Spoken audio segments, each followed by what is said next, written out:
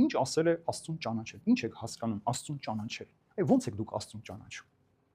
Ոնց ենք մենք պատկերացնում ենք այդպես ենք ճանաչում, պատկերացնում ենք իրեն սիրում ենք այդպես ենք ճանաչում, շփվել ենք իր հետ այդպես ենք ճանաչում, ոնց ենք ճանաչում Աստծուն։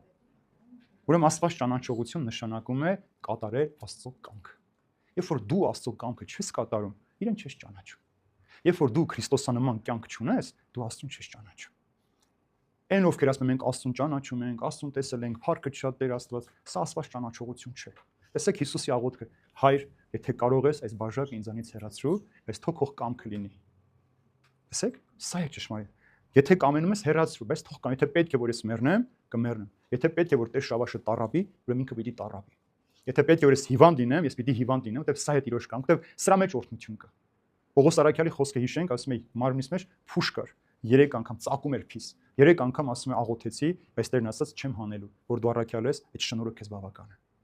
Երբ որ մենք սրտնեղում ենք մեր կյանքից, դժգոհում ենք մեր բոլոր խնդիրները, ինչ որ կան չկա, այդ արդեն Աստծո կամքը չկա, դա Աստված ճանաչողություն չէ։ Երբ որ մեկը դժգոհում է, որ ինքը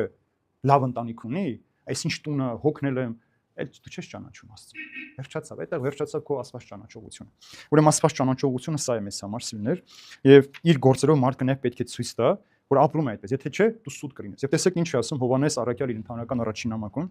եթե նրա պատվիրանները պահենք, սրանով իսկ գիտենք, թե ճանաչեցինք Աստծուն։ Եթե դու նրա պատվիրանները պահում ես, դու արդեն ճանաչում ես Աստծուն։ Ով ասում է թե ճանաչեցի նրան, բայց նրա պատվիրանները չի պահում, սուտ է եւ նրա մեջ ճշմարտություն չկա։ Եթե դու ասում ես սիրում եմ, բայց սեր չունես, սուտ է։ Հիսուսը եթե դուք իրար սիրեք, բոլորը կիմանան, որ դուք իմ աշակերտներն եք։ Եթե իրար սիրեք, այսօր ամենաշատը աշխարհում իրար ատում են քրիստոնյաները։ Ատում են իրար քրիստոնյաները։ Իրար չեն սիրում, որովհետև ամեն մեկը քրիստոնեության մեջ մցրել է իր սովորությունները, իր ազգային արժեքները, իր այսպես եւ սահմանափակել են Քրիստոսին։ Ամեն մեկը դարձրել Քրիստոսին իր սեփականությունը։ Բայց Քրիստոս բոլորինն է։ 20 տարի առաջ ռուսական մի վանք գնացի, հոգեվորականը կանգնած էր, ասեցի օրնեցեք Տեր հայր, ասեց ես չեմ կարող քեզ օրհնել, դու հերետիկոս ես։ Ասի կարող ենք խոսել։ Մի 2 ժամ զրուցեցինք ու թողեցի գնացի։ Հաջորդ օրը նորից եկա, ասի օրնեցեք Տեր հայր, ասեց Աստված օրհնի քեզ տղաս։